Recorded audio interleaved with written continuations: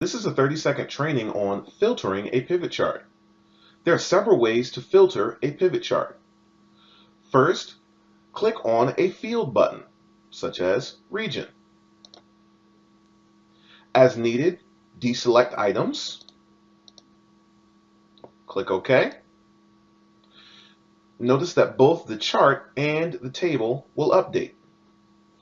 To clear our filter, click back on our item and choose Clear Filter from that field. And that's how you filter a pivot chart.